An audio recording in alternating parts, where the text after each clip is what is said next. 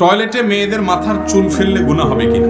টয়লেটে মেয়েদের কেন, ছেলেরাও যদি নিজেদের চুল ফেলে, বিশেষ করে কমোডে, আপনার প্যানে, যেখানে ফেললে নাপাকের মধ্যে মানুষের চুল মিশবে, তো সেটা অনুচিত, অনুত্তম এবং ছোট গুনাহের কারণ আল্লাহ কোরআনে বলেছেন, ওয়ালাকাদ কাররামনা বানি আদম, আমি আদম সন্তানকে সম্মান দিয়েছি, মর্যাদা দিয়েছি। আদম সন্তানের শরীরের প্রত্যেকটি অঙ্গ আল্লাহর কাছে মর্যাদাপূর্ণ।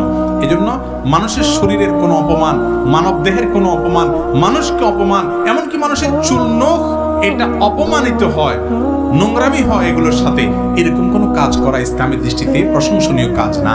আপনার চুল নখ অতিরিক্ত থাকলে সেগুলাকে হয় কোনো মাটির নিচে দাপন করবেন, আর না হলে কোনো মাটিতে ফেলবেন, যাতে করে সেটা ময়লা, নোংরা, পায়খানা, মলমূত্রের সাথে মিশে গিয়ে না যায়। হ্যাঁ, আপনার অজান্তে গোসলের সময় এক দুটা চুল চলে গেছে, কত কিছু ঝরে গেছে, হয়তো কোনো পশম ঝরে গেছে, সেটা তো আর আপনার নিয়ন্ত্রণে নাই, ওইটার জন্য পেরেশানি নাই। কিন্তু ইচ্ছাকৃতভাবে চুল কেটে নোংরা বা ময়লা জায়গা ফেলবেন না, নখ কেটে ময়লা জায়গা ফেলবেন না।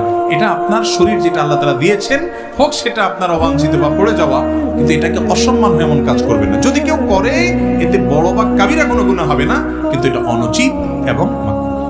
এরপরে প্রশ্ন হলো, মুর্দাকে কবরে কিভাবে রাখা সুন্নত? এক একজন এক এক কথা বলেন, গুরুত্বপূর্ণ একটা প্রশ্ন। মুর্দাকে কবরে কিভাবে রাখবেন?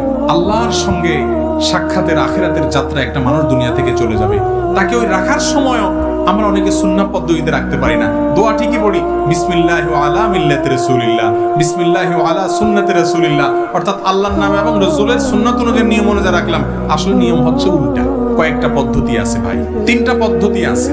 এর ভিতরে একটা আছে একেবারে পরিষ্কার ভুল, 2টা আছে সঠিক। এর মধ্যে একটা হলো সর্বোত্তম এবং সুন্নাত। সেটা কোনটা? সেটা হলো কবর খনন করার পর, গর্ত করে খনন করলেন মুর্দার জন্য মাপ অনুযায়ী, পশ্চিম পাশের যে কবরের আপনার অংশটা মাটির, ওইটার নিচ দিয়ে একটা সুড়ঙ্গ করবেন। সুড়ঙ্গ, এই সুড়ঙ্গটাকে সুন্দর করে এমন ভাবে করবেন যে সুড়ঙ্গের ভিতরে গোটা লাশটা ঢুকায় দেওয়া যায়। কথা কি বুঝাতে পারছি? কবরের পশ্চিম পাশের যে মাটির অংশটা, এই যার নিচ দিয়ে একদম সুন্দর করে সুড়ঙ্গা করে লাশটাকে পুরো সুড়ঙ্গের ভিতরে দিয়ে দিবেন। সুড়ঙ্গের ভিতরে লাশটা দিয়ে এরপরে বাঁশ, অন্যান্য চাটা ইত্যাদি দিয়ে মাটি দিবেন। এটা হলো সুন্নাহ সম্মত। কথা কি বুঝাতে পারছি? সবচেয়ে উত্তম এটাই করবেন। এটা যদি করা না যায়, বৃষ্টির কারণে মাটি ভেঙে পড়বে, সুড়ঙ্গ করা যাচ্ছে না, করলেই ভেঙে পড়ে, কোনোভাবে টিকে না, এরকম যদি হয়, তাহলে সেক্ষেত্রে কবরের মাঝখানে একটু গভীর করে আরেকটা গর্ত করবেন। সেই গর্তের ভিতরে লাশ রাখবেন। রাখার পর যাতে করে গর্তের ভিতরে পুরো লাশটা প্যাকের মতো হয়ে যায়, তার উপরে এবার বাঁশ দিয়ে, আপনার ছাউনি দিয়ে, তার উপরে চাটা দিয়ে আপনি দাফন করতে পারেন। এটাও করা যায়, কিন্তু ওইটা হলো উত্তম। 3 নম্বর আরেকটা পদ্ধতি হলো, অনেকে দেখবেন কবরের এমনি পশ্চিম পাশে একটু ঠেলে ধুয়ে বা পূব দিকে একটু ঠেলে ধুয়ে আপনার ওইটার সাথে কোনো রকম লাশে একটু কাজ করে ধুয়ে বা চিৎ করে ধুয়ে ওইটার উপরে বাঁশ দিয়ে দাফন করে দেয়। এটা হলো সুন্নতের খেলাফ।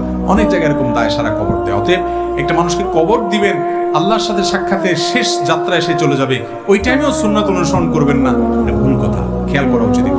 এরপর প্রশ্ন হলো, বাবা মারা যাওয়ার পর বোনের হক বুঝিয়ে দেওয়া ইসলামের দিক থেকে কতটা জরুরি? ইসলামের দৃষ্টিকোণ থেকে বাবা মৃত্যুর পর বোনের হক বুঝিয়ে দেওয়া আবশ্যক, অত্যন্ত অতীব জরুরি একটি বিষয়। এটা ফরজ। 5 ওয়াক্ত নামাজ পড়া যেরকম ফরজ, রোজা রাখা যেরকম ফরজ, হজ করা যেরকম ফরজ, যাকাত দেওয়া যেরকম ফরজ, বাবা মারা গেছেন, মা মারা গেছেন, বাবা বা মায়ের যে সম্পত্তি আছে, ভাই হিসেবে বোন যারা আছেন, কোরআন হাদিসের বর্ণনা অনুযায়ী তাদের যতটুকু হক আছে, জেনে জেনে তাদেরকে এটা বুঝায়